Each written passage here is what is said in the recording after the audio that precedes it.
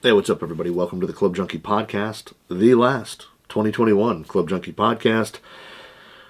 I don't know what to say. This year flew by. I can't believe it's already over. Christmas is over. The holiday season is almost over with, New Year's Day being 2 days away. Just insane. I can't believe it's gone so fast, but it has, and I don't know what to say. I mean, it's just shocking to me that this year has flown by as fast as it has. But I want to thank you guys, one, for coming along with this this journey with me this year. And before we get into today's episode, I want to let you know this episode brought to you by Titleist, and the evolution of the T-Series advances Titleist even further in our mission to produce the best irons in the world. New materials, new processes, and new refinements power new precision that must be felt to be believed. Each model is an instrument of exacting performance, passed from Titleist R&D to Tour Pros to you. Titleist T-Series, precision made, precision played. Check out the whole line of Titleist T-Series irons at Titleist.com. You guys know I've hit them, and I'm a huge fan of the T100, T200, T100S. I think all three of those are phenomenal. The T300 is great for what it, for being a larger iron, a little more forgiving, a little higher launching, but overall, T-Series irons I think are phenomenal. They're going to have a good year yet again for 2022.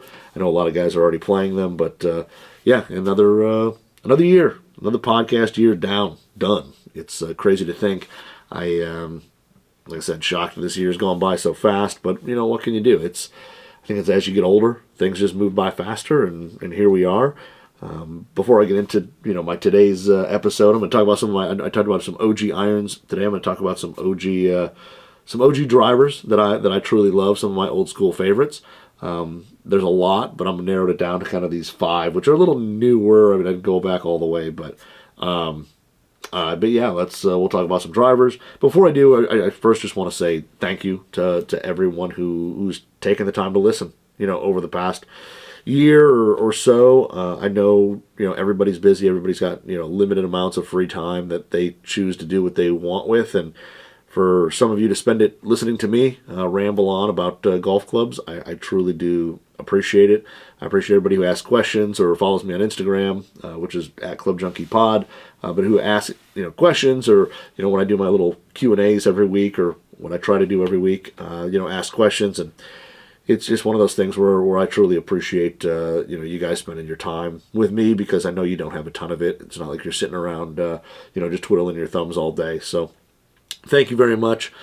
I truly appreciate it. I'm super excited for next year. I'm going to be through this winter going out to the range, pounding balls in the middle of, when it's cold, so I can talk about the stuff that is maybe sitting here in my basement that I can't talk about yet, that I may be able to talk about some of it next month or whatever. But right now I can't talk about it, but I will be out there hitting some balls and being able to at least give initial reviews. I know they're not the best when it's just a range and it's 27 degrees out here in Michigan, but I'm going to go out there and do it for you and myself. Let's be real. It's for me too. I'm selfish, but I'll be out there hitting balls and giving at least initial impressions of some products that that have already come in, that are going to be slated. But unfortunately, I have to wait till the dates that those things are released. So right now, nothing really to talk about club-wise, just because I haven't hit anything with the holiday and all that. I just was busy doing family stuff or whatever, and unfortunately there's no equipment kind of review today, because I don't have anything to review that I can talk about yet, but working on it. So but no, excited for next year. I got a lot of new products showing up that we'll be talking about next year. And then also, some exciting things hopefully changing in the podcast world. My show's still going on. I'm not hinting to anything that my show's going away. But hopefully got some exciting things that we're talking about doing for next year, one of which I'm super excited about personally. So they're not final yet, though, so I don't want to talk about anything and then it doesn't go through, and I'm left looking like an idiot. But hopefully a couple things that we've been working on will definitely be finalized and ready to go. And I think, like I said, one of them I'm super, super excited for. So that'll all be 2022. Like I said, it's just around the corner. What was it, 2 days away? So tomorrow the ball drops, and then Saturday is is New Year's Day, which is crazy. So today he's going to be getting some work done, and then this evening watching my old Michigan State Spartans, see if they can hold off Pitt, see if the defense can stop some of the leaking that they've had at the end of the year. But super excited for that. I know I posted my hat that I'm wearing, which is Sparty, golfing, Golvin Sparty on there, and got a few, got one or two, or I think at least one Michigan fan who was bummed that I'm wearing a state hat. But hey, I mean, Michigan, you're in the college football playoffs, but you did lose to Michigan State. So anyway, good luck to the Big Ten teams there. But like I said, I'll be watching some Michigan State tonight. Hopefully they'll pull off a little victory. But anyway, again, like I said, just wanted to say thank you. I appreciate everything that you guys have done for me in terms of following along and all that. And yeah, like I said, I'm going to talk a little bit about some of my OG favorite drivers, which a little of these are again, kind of like the irons. They're kind of that early 2000s time, because that's pretty much when I got back into golf. And I know there's always people who will say this one was better or whatever. And that's fine. These ones just, for me, were stuff that stood out over the years of hitting a bunch of clubs and all that. And there's a bunch that it was really hard to kind of narrow this down. So I narrowed it down to 5 drivers, and it was really tough to do. Because there's so many there that you hit that were so good, or they had some reason, and there were a bunch that I just I kind of left off for whatever reason. Like I was a big Titleist 975 JVS guy. Loved that driver, and there was like that graphite design. I think it was called like the 465 or whatever shaft that was in it. And there was I hit that thing really well. It was a demo at where I worked, and I just took it out every weekend. But that was a great one. I mean, these are just kind of like honorable mention. That was like absolutely a great one. I was a big Callaway Warbird VFT was a big one for me that I really loved. And then, stuff like the Cleveland Launcher was always awesome. That one, I unfortunately, I didn't have as great a love affair with it because the first one I got was an 8.5 with a Grafaloy Pro Launch Red, I think 75X, which was so far out of my league, and I couldn't hit it like more than 10 feet off the ground. But there was just so many really good drivers and stuff that left off the list, like the Taylormade Burner TP, the first one was the first generation of that. Was absolutely phenomenal. There was just so many good drivers, and I had to narrow it down to 5. And these 5 actually have, I mean, I'll tell you my reasons why they made it into my top 5. But like I said, I could have swapped out a few of these. And I know everybody's top 5 is a little different in terms of drivers, and some may be older, some may be a little closer to new. But I kind of wanted to stick with stuff that was a little bit older, just because there's been some a lot of new drivers are definitely better than these. I've hit them better, but these ones just stood out because there's stuff that I either hit really well or I mean, that's pretty much why I hit them really well. So my OG kind of drivers for back in the day. The first one I'm going to hit, which was I'm going to kind of do these in order, but number 5 was the Ping G15, and I know the G15 wasn't anything special, and it really wasn't, but it was kind of my first. And I wouldn't say my first, but it was kind of a time when I was playing. I was doing Callaway Demo Day stuff, so I was pretty much playing all Callaway stuff. And I basically traded for this driver. I think I traded like an old, I think it was kind of a beat-up Cameron that I was going to like try to restore myself, and it didn't happen. So I ended up putting it out on the BST, the buy-sell trade area on Golf WRX, and somebody offered me a Ping G15 driver for trade, and it had a Matrix HD6, shaft in it, aftermarket shaft in it. And I said, heck with it, let's do it. So traded it out. And it was really kind of my first, the first Ping driver I really owned. I never really owned a lot of Ping stuff. And even to this day, I still haven't, I'll hit Ping stuff, but I haven't really owned or gamed a ton of them. G400 Max for a little bit, the G425 Max for a little bit. I've hit some of the drivers. Some of the hybrids are really good, but I just, even the putters I've gamed a little bit. But this was like the first Ping club that I really gamed. I'd hit the G2, I'd hit some of these, I'd hit some of these other models. I think I hit the I-10 or whatever. I've hit a bunch of the models, but I never like gamed them. It was always stuff that like a buddy had one or whatever. I hit a couple shots with it, and that was all that she wrote. This is the first one that I actually like kind of owned, and I had it for, I'd say like either a full summer or like half a summer I had this thing. And One, the shaft actually fit me really well. It's kind of a mid-launch, mid-low spin shaft, and this was in a G15. I think it was a 9.5 head. I can't remember exactly. I think it was a 9.5 head. But anyway, it wasn't the longest driver that I even hit that year, but it was just really, really consistent. I hit a ton of fairways with it.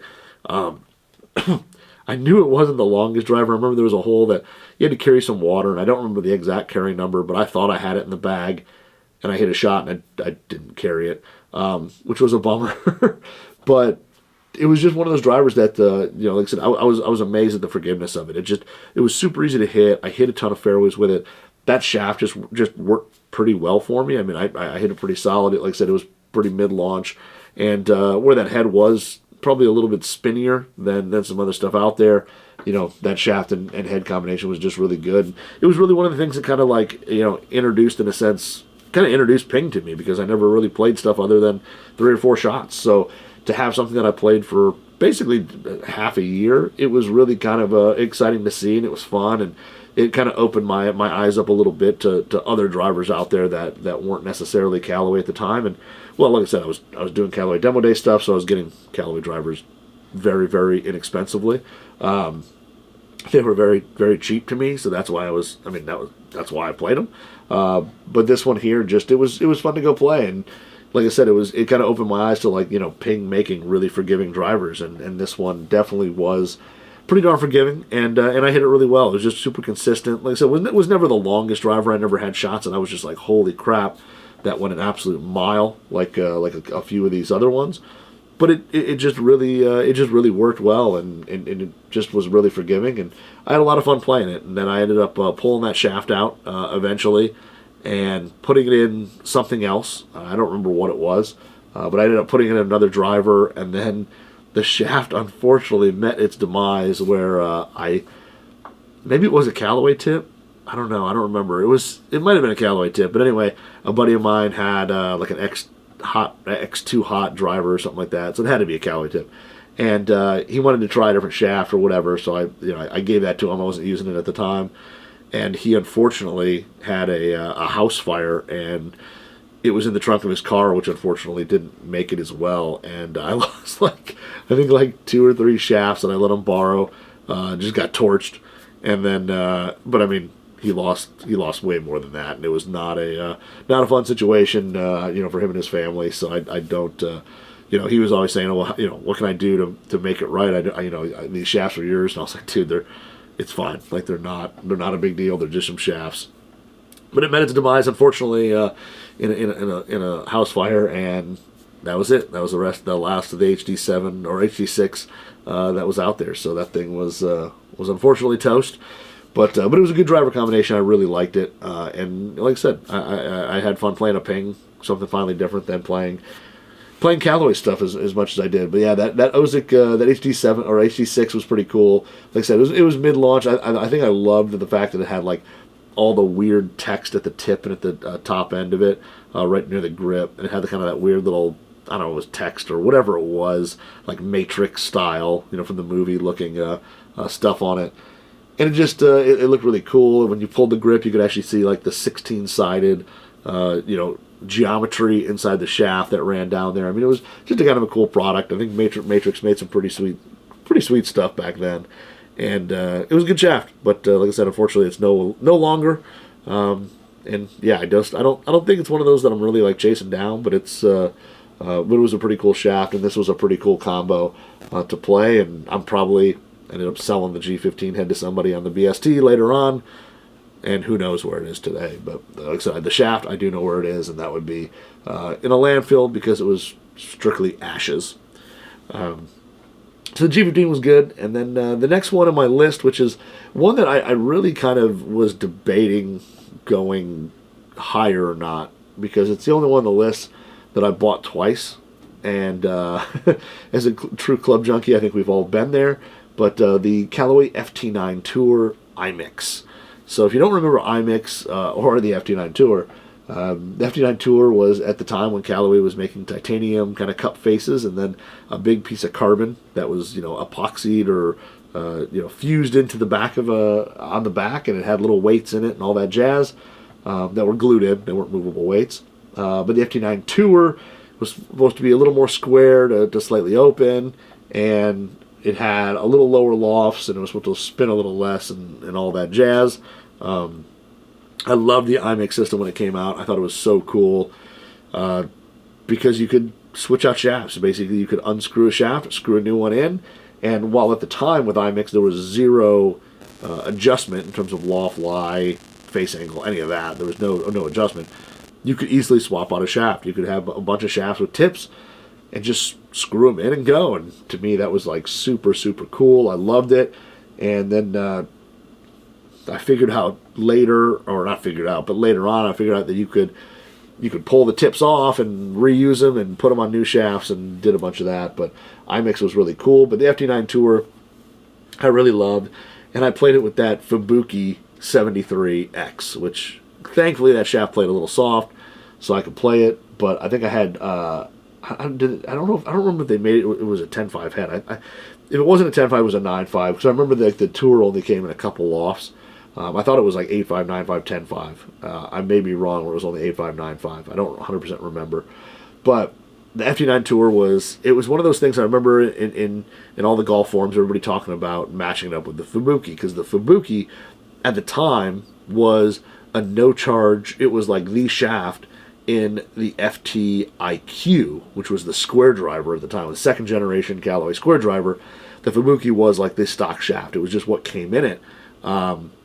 In the tour head, yeah, there was an IQ, a square tour head that came with the Fubuki, as they call it, the Fubuki Tour, which was the quote-unquote real Fubuki.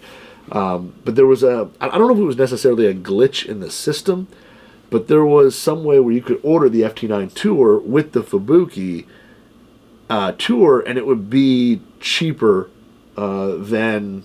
It was a cheaper price than it should have been. I think it was supposed to be a crazy upcharge, but it ended up not being that. And I don't know if you had to like order the two pieces separate or whatever, but there was a way to do it, and everybody online was basically doing that. They were ordering, an FT9 Tour with that Fubuki, and it seemed like that shaft with that head just really worked. It was just one of those combos that most of the people who tried it absolutely murdered it. They absolutely loved it, and it was just a combo that worked really well. And for me, it worked great. I remember I hit that thing so well. It was one of those drivers that, on a good day, it was just literally point and shoot. And even on a bad day, I hit it pretty well. But that shaft there, again, being kind of a mid-launch shaft and probably, a little lower spin, but the all-white, and, you'd cut it down to either 45 or like 44.5, and it would just be an absolute bomber. So, and the FT9 Tour head, I think, was fairly forgiving, for what it was. Being that, tour head or whatever, it wasn't... I mean, it was the same size and everything as the regular FT9, really. So it was pretty forgiving. It was pretty easy to hit. But I hit that thing really well. I ended up selling it because I think for whatever price I bought it for, I could basically get more for it. And I had my eye on something else, so I sold it. Probably got a different driver or so from whatever.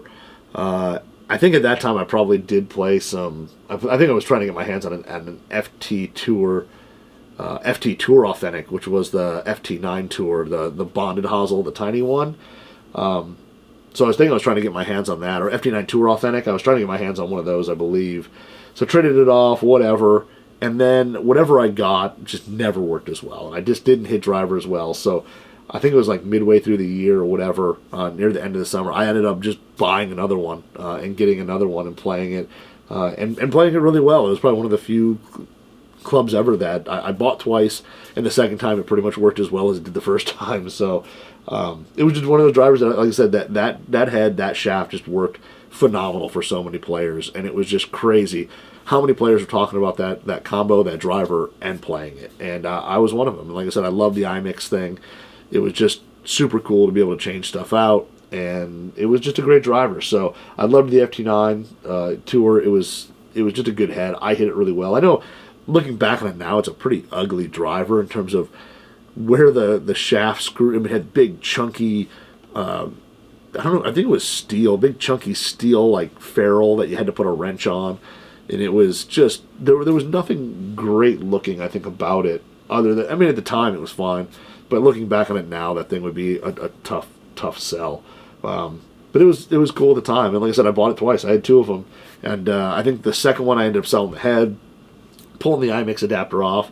And I want to say that shaft ended up in like an FT9 Tour Authentic or an FT Tour head eventually, or something like that. But it was just a really good head that I hit really well. And I think Callaway at the time was making, the tour models like the FT9 Tour. They were making them forgiving enough where a guy like me who kind of thinks I'm better than I am could hit that driver and have good, decent performance. It was forgiving enough. It wasn't so demanding that, only single digits or whatever could play it. So it was a great driver. I love the FT9 Tour. Like I said, I bought it twice, and it was just one of those drivers that I had a lot of fun with. And like I said, today, would I want to get another one? And if I could get an FT9 Tour with a Fubuki, it'd be interesting to hit it again just to see if there's still magic there. But I don't know. When I looked online real quick, they all have different shafts in them, at least from what I can see. But I don't know. Would I play another one? We'll see. It'd be interesting, like I said, just to hit a couple shots just to see if the magic's still there. Other than that, I don't think I'd really care about gaming one ever again. I think there's only like one of these that I'd really want to like game again. But maybe two. Maybe the top two. But the third one, so my number 3, I'm going to go with the Cleveland Launcher Comp, or the Launcher 460 Comp, which was, I know everybody really loved the original Launcher and the Launcher XL, and I did too. I thought those were really good. The original Launcher, like I said, I had a Grapholoy red in there, and like an 8.5. Couldn't hit it more than 6 feet off the ground. The Launcher XL, I hit pretty decent as well. But the Launcher Comp was one of those ones that it's just like nobody knew about it. And the guys who did get their hands on it and hit it realized how good it was. And it had the carbon fiber crown, the titanium face and sole. I mean, it was really way ahead of its time, if you think about it. I mean, it basically is built how drivers are basically built now. The carbon fiber top, titanium on the bottom.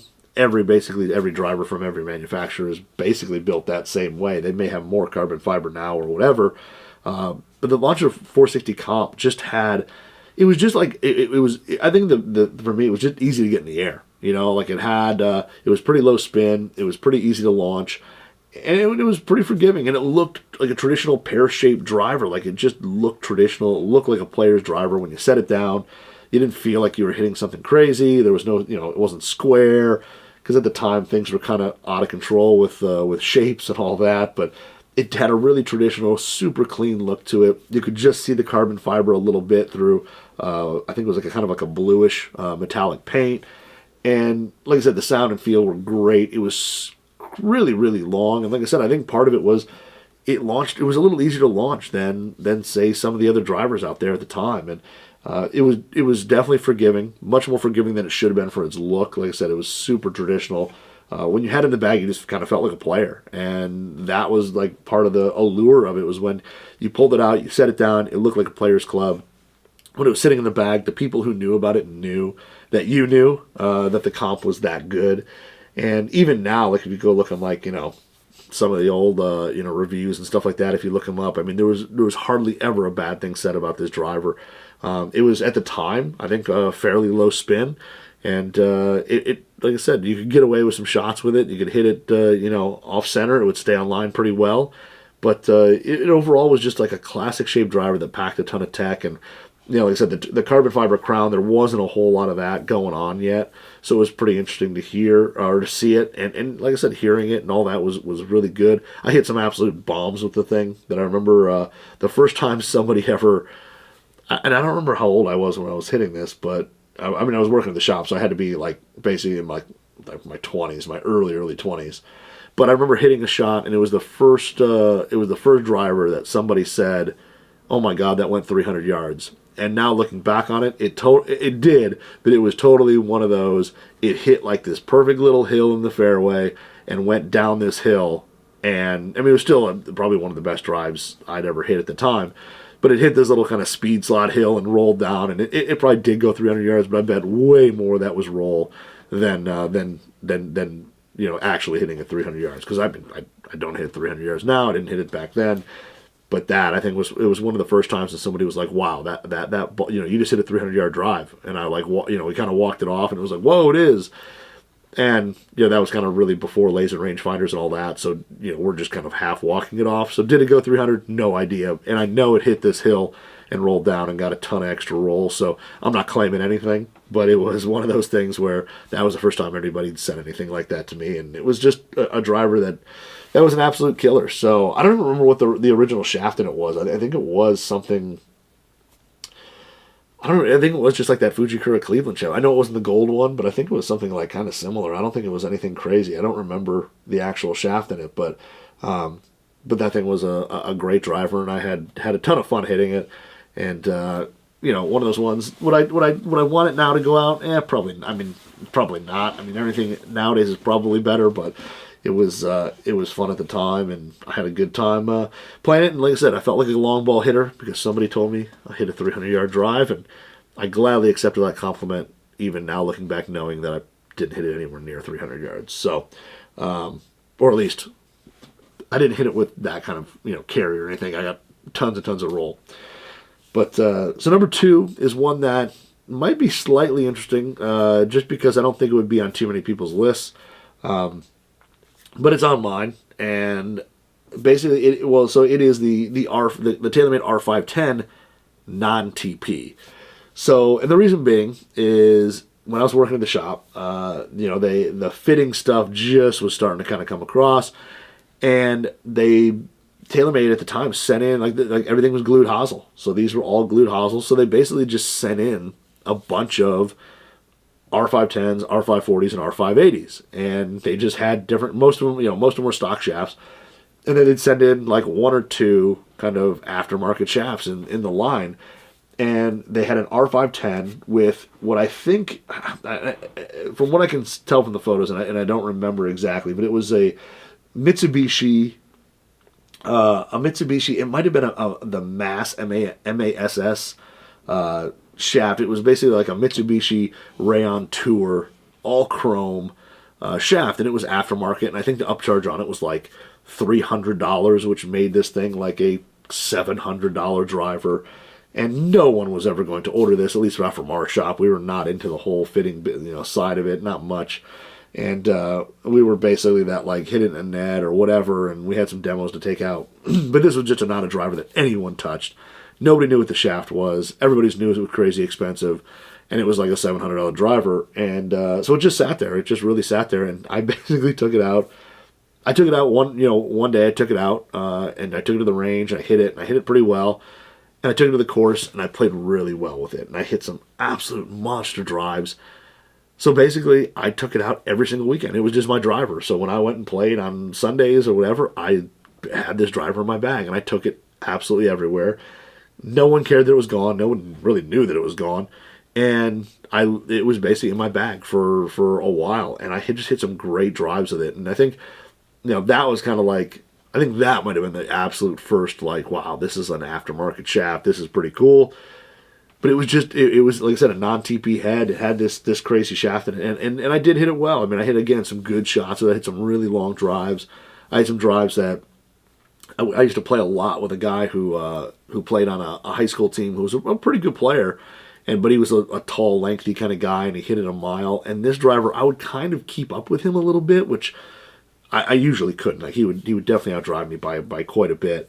And this driver, it seemed like when I hit it good, I was like right behind him, like really much closer than I usually would be with any other driver that I had. And that was to me really cool, and it kind of showed like, hey, there's these crazy Mitsubishi shafts, and at the time had no idea what like a blue board was or anything like that. I think it was pre blue board or any of those type shafts, and it was just a really awesome club to hit, and to basically say like, yeah, I've got a $700 driver in my bag, and people are like, you paid $700, and I'm like, that's a demo.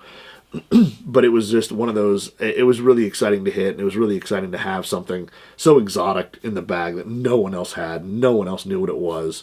I mean, I didn't know what it was. All I knew was that it was a Mitsubishi Rayon Tour shaft, and it was, like I said, all chrome. I don't think it was the mass, Ivorex, or it wasn't the Shacks. It wasn't like any of that. It was just like a Mitsubishi Tour, but it was still a crazy upcharge, and it was super smooth. It was really consistent, and I hit that driver really well. if I could get that same combo with a 510 with that shaft, I would love to go hit it again, just to see how that Mitsubishi Tour stacks up against, you know, the latest and greatest from, say, Mitsubishi or whoever. It would be really cool to kind of hit that club and see. But yeah, I mean, the R510 was awesome to me. It was a little more compact, still had the inverted cone, all that. While it wasn't probably the most forgiving driver, I probably should have been playing the 580. This one was super cool. Had the super clean crown, where like the 580 had like that, I think a little like indent channel going through the middle. The 510 was just super clean. It basically was just a great looking driver. So I thought that was really cool. And like I said, the combination with that shaft, just I fell in love with it. And I think we had to send it back. I had the option to buy it, but it was like, I can't remember how much it was. It was more than I was willing to spend at the time. And I was, you know, working at the shop, not making a ton. So I unfortunately watched it get boxed up and sent back to Taylormade, which is unfortunate, but it was a very cool, very cool driver to hit. And then my last one, the last driver I've got is the Callaway Fusion Ft3, which the Ft3 was an absolute monster, and I probably hit some of the longest drives I've ever hit with an Ft3.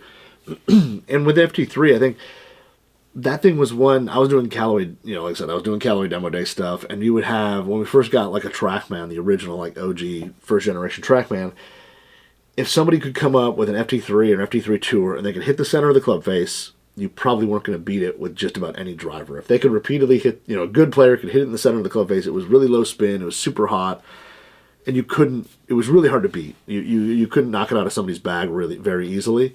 But the Ft3 Tour, so I had an Ft3 Tour with an Ft3 Tour with a green NV, Altola NV in it, and I don't remember how I got it. I don't remember how I got the thing. I know we had a demo, and I used that for a little bit, and then I had one. And I don't remember how I got it, because they were crazy expensive, but I must have either saved up some money, or maybe somebody traded one in, and I snagged that as a cheap price. I don't remember how I got it, but I got it. Had the green NV in it. It was like a 9.5 head, and it was a Tour, and it was like, you know, the same thing. The Tour was like, you know, a little more square, a little more open, and it had a little more neutral weighting to it than the standard Ft3. But it was the second driver they made that had the titanium face with the carbon kind of cut back that were fused together. And the Tour was super cool, and it was really round and bubbly, and it just, you know, today I don't know if I'd love it the same in terms of the look, but it was at the time super cool, and I was super excited to hit it. And I remember taking it to the course, taking it to the range, and the two shots that absolutely still stand out to this day was, there was a guy at the range, if you ever went to the Royal Oak Golf Center, which was basically at like 13 in Coolidge, 13 in Woodwardish area. There was, basically you hit out, and there was a net, and the net was at like 250, or something like that. I think the bottom of the net was 250, or right around that, maybe a little less. But if you were a super, super big hitter, I don't remember what the yardage was, but if you could hit it over from right out of the doors, when you walked out of the little shop that you paid for, got your bucket, if you walked out to one of those bays and hit it straight, like the handful that were right in front, and you hit it, it was like a 250 carry or something like that to hit the net, and if you could hit it over, you had to carry it, I can't remember what the number was, but you had to carry it like 290 or something like that, or some crazy number. You had to carry it pretty far. And I remember there was a guy who worked there named Dave, who, a great guy. Every once in a while I still talk to him to this day. But he was a guy who he could hit it over the net with absolutely zero effort. He would basically, in like dress shoes, because he worked there, in like dress shoes, no warm-up swings, and just knock it over the net. And over the net, there was the cart barn for the Royal Oak Golf Course. It was a little 9-hole course, nothing fancy. And it was like the cart barn, or their big kind of cart barn, and it was all aluminum, or all metal, building, and it would just ding off the roof. And I remember during the day, if you were there and hitting balls and somebody would hit it over, the pro shop over the course would call over and say, hey, there's somebody hitting it long, da-da-da. And they'd go out and ask the person to stop and all that. And he could go out, we'd do it at night usually, like, after the course had closed, it was like 9 o'clock. I think the range closed at like 10 or 9, something like that. So we'd go out there late and just pound balls, and he would knock them over. But I never could hit it over. Like, I would always hit the net like midway up, maybe 3/4 or whatever. And with the Ft3, it was the first driver that I hit one over and hit the barn. And it happened one time. I was hitting balls with this guy, and I don't remember really who he was, but we were hitting balls, and we kind of were talking about like, oh, let's try to hit it over. Then I hit one and it dinged, and he heard it, and I was just like, oh my god! And he's like, you did it, and I was like, I did. I never was able to do it again. I've never, even to this day. I mean, nowadays I can't even get close. Like, there's no way. Just because I'm way less limber and all that. But I was able to. I hit it over, and it was like the most amazing thing. I was like, this driver is just crazy, crazy good. And I think the rest of that night, whatever, how many balls I had left in my basket, I hit. And just, I got it close to the top, whatever, but I never got one over again. But for me, that was like the pride of like, I hit one over, it dinged the cart barn, and that was it. That was all I needed. And then the other shot with it was out on the course. We were playing that, I think I mentioned it back when I talked about the irons. We were playing this little executive kind of 9-hole course called, I think, the Heathers. And it was, again, inside of this little condo community that was, mostly retirees. But on the ninth hole, you kind of had this elevated tee. And if you were willing to walk back, like there was a big set of stairs, you could go back to like the tips. And I don't think it made it anything crazy long. Excuse me. I don't think it made it anything crazy long. Excuse me. But you could walk back and you could play from this like elevated tips. And it wasn't really mown very well because you just couldn't get up there. You had to walk up these stairs. They were like old railroad tie stairs. And you walked with this tiny little tee box that was probably, I mean, if it was 10 feet by 10 feet, that was generous. And we would always walk up there and play it from there. And again, the grass was longer. It wasn't anything crazy. They probably only cut it with like a trimmer, some type of like edger trimmer, and that was it. But we'd always go back up there and play just to like kind of feel cool. And it was this kind of elevated tee box, and you could kind of look down on the fairway from probably 30 or 40 feet. And I remember up there, I'd always hit driver, and there was this kind of like, I don't want to call it line, but there was a little part of the fairway that was kind of like marked 100, and I don't know if it was like a spot or whatever, but it was like, I remember it being kind of like a line across the fairway, and that was always the spot. On a good drive, you were like basically right there. You were like 100 in, you had a little wedge, whatever, and one of the shots, I just nuked one, and I was like, oh, that's so good, and I watched it hit at that spot and roll forward. Excuse me. And that to me was like, holy crap, like I hit it to that area, and then it went by it. And I was like, wow, that's probably, best drive I've ever hit on this hole. And as we like walked down or drove our carts or whatever, I don't remember what we were, because like I said, we walked or drove carts depending on what they'd let us do. And I drove up to it, and I had like 64 yards or something a little less than that. I had like 60 yards in. I had like nothing. It was just crazy far, and I'd never been there, and I'd just taken a 64-degree wedge. Was kind of like, I think Phil had maybe just put one in the bag or something like that, and it was like a huge topic. So I had an old Adams Tom Watson wedge that like the set was $90. And I think in the shop they'd like sold 2 of the wedges, whatever, when the 60 was just laying there. So I took it, bent it to 64, like a couple days before that, and it didn't break or anything, and I put a different grip on it, and I took it out, and this was like the first like on course I'd really hit it, and I remember I was like, well, I'm like 60 yards or whatever, it was maybe even less than that, I don't remember exactly, but I remember it was like, this is a full swing for this club, and I remember I hit just a full swing, just flushed it, just hit it absolute perfect, it hit, spun back, and I was like less than a foot away from the hole. And I tapped it in to make birdie. And it was just like, that drive was just, I blew it by everybody. I was so close. I hit a little 64-degree wedge.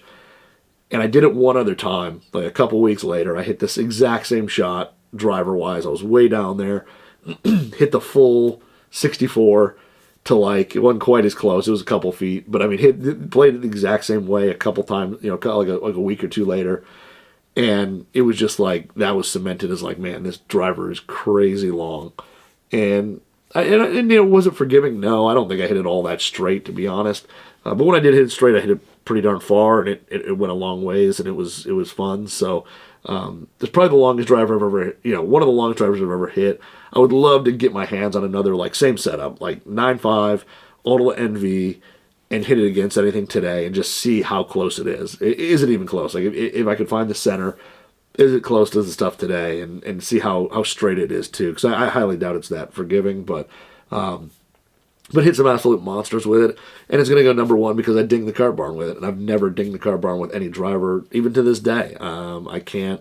Anything new, I've taken out to that range, which I don't go as frequently because it's farther away from my house, but I don't even come close to dinging that thing. So it has to be number one for that reason only. So, but those are my top five, and I know, like, they're not the most iconic drivers in the world, and that's totally fine. I'm okay with that because there was stuff that for me at the time during my game were stuff that were special to me, and I had a blast hitting them. So digging the cart barn is pretty cool. Maybe one day I could work out or whatever and get to that, but I doubt it. Being 40, probably not getting any longer. But yeah, so those are my top five, and they were fun drivers to hit. So let me know. I'll probably post something on Instagram. Let me know what you think. What are your kind of favorite drivers from back in the day? And like I said, at Club Junkie Pod. Hopefully, maybe today I'll do a Q&A as well. We'll see. I'm trying to get a few things done for end of the year, but hopefully I'll do a little Q&A, and then we'll watch a little football. So hopefully everybody has a great New Year's. Be safe, please. Be safe out there. If you're going out partying and having fun or whatever, just definitely be safe. And let's roll into 2022 and have some fun. I'm excited for it. So, like I said, everybody have a great New Year. Be safe, and we'll talk to you next year.